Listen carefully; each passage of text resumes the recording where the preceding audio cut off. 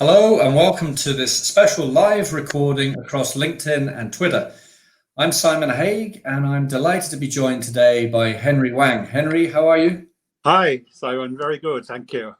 It's good to see you again. And we're going to discuss in the next 10 minutes or so our upcoming really exciting podcast series. It's called the Global Growth Strategists.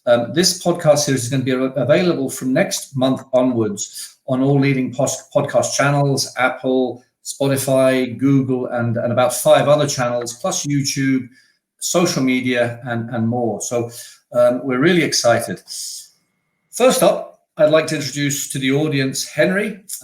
Henry Wang is an international advisor, author, speaker with extensive high-level business experience globally. You're president of Gate International. You've been a former director of Shell China and the Saudi-based industries in Riyadh. You've been invited to join the G20, B20 International Task Force to advise global and business leaders on building back better post-COVID, which is extremely important and extremely important right now and feeds into our podcast. You have special focus on climate change, sustainability, and energy, and I know you've written books on the subject. I've seen you lecture on that particular subject in London. Thank you. You're also an independent board member of the London University School of Oriental and Asian Studies. You're on the advisory board. You're also part of University College London China Advisory Board, plus the China Carbon Forum. You're also a fellow of the Royal Society of Arts and fellow of the Institute of Chemical Engineering, so highly accoladed, and it's a real pleasure for me to be working with you. You've published over 100 papers, which is incredible, and speeches, 5 books globally. Your paper on negotiation, which is close to my heart because I write about negotiation too, was selected as one of the top 5 management papers of the year by the Chartered Management Institute in the UK. You've been invited to speak at the House of Lords, international conferences, leading universities and business schools globally. You also undertake charity work globally, especially in terms of the environment, leadership, and youth development. And just finally, it's a real privilege to do this podcast with you, Henry. We were talking earlier that for us, it's really about spreading optimism and the spirit of collaboration globally, and particularly with young leaders and leaders impacting critical areas like climate change and energy and leadership and media. Some of the things that are really going to impact the future and the future growth direction globally. So welcome, Henry. It's great to see you. Thank you, Simon, for your wonderful introduction, and it's great to be here. I would also like to introduce you on your impressive career. You started off as a commercial lawyer, qualified in England, Wales, Australia, and Ireland, which is very impressive. And you are also a successful entrepreneur who has built and sold out of different companies in the tech, luxury, and travel sectors. In addition, you have also been a C-suite executive across different industries in 4 continents, over 26 companies, including companies like Dell, BHP, Sanex, Nana Development. And in the last 7 years, through your Ireland, UK, and Australia-based company, GCM Advisory, and operating as simonhaigh.com, you have helped various businesses and leaders to unlock, build, and sustain businesses, build leadership, build a brand, and change their mindset through your coaching, consulting, training, publication, speaking, and e-learning programs, which are very impressive.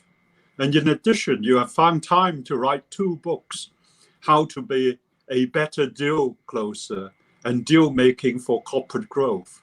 I know how much work it takes to write these 2 books, and I'm so glad to hear that the world #1 leadership thinker, Marshall Goldsmith, have endorsed these books, which is a great accolade. And you are also an associate member of the Marshall Goldsmith Stakeholder Center Coaching Organizations.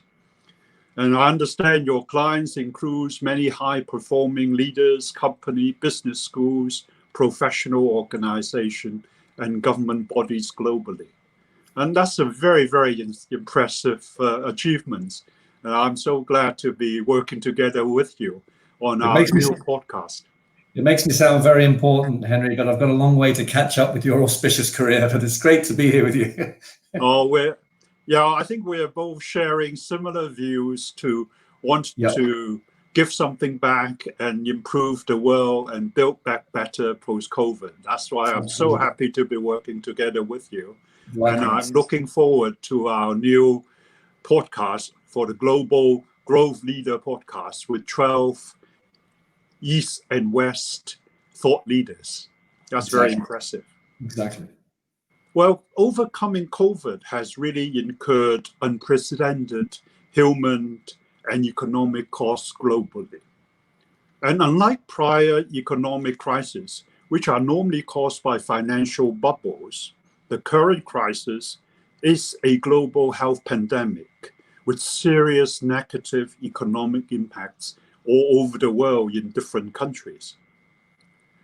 And experts have warned that this isn't just a temporary hiccup, but really a serious wake-up call for something more serious if we don't deal with the health crisis and also the climate risks.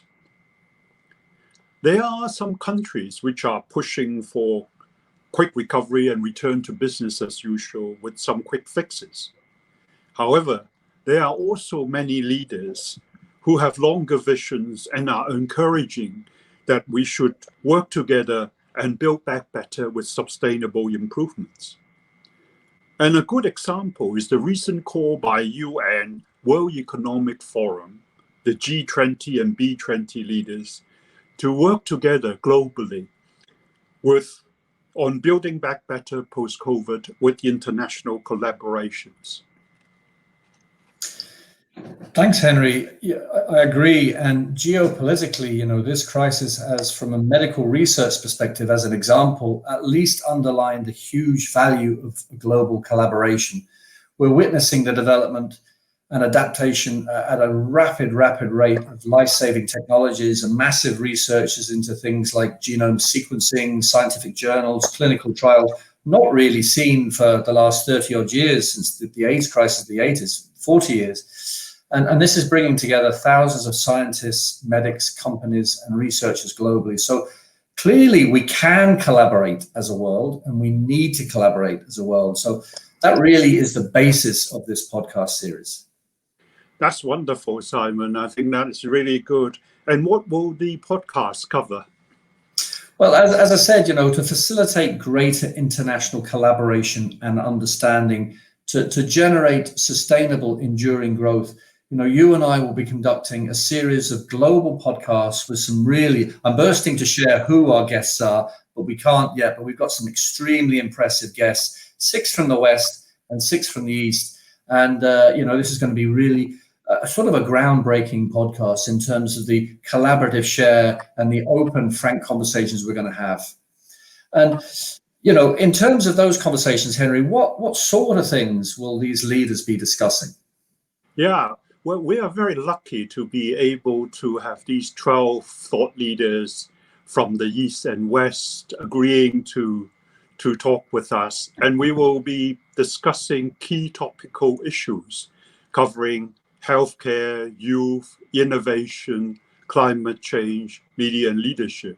These are very important issues for the present world and for building back better post-COVID.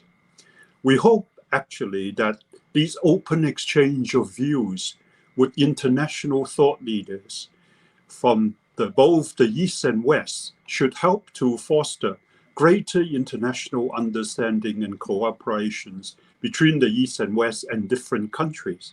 And hopefully these could lead to us improving the world and making it a better place. So Simon, what sort of issues will be discussed? Well, so for example, I think we're going to start off by talking to 2 respected, very senior youth leaders, one from China, I believe, and one from the US, one from Europe. And, for example, I will be asking questions of my illustrious senior European youth leader, things like, obviously asking about them, their career, what they do today, but then specifically getting into things like what draws them to make some positive global change as a youth leader. How do they see youth organizations around the world seizing the initiative for change through collaboration? So those kind of really kind of probing, but fundamentally important issues to sort of demonstrate a collaborative pathway. Well, that's wonderful. And anything else, Simon, you'll be covering?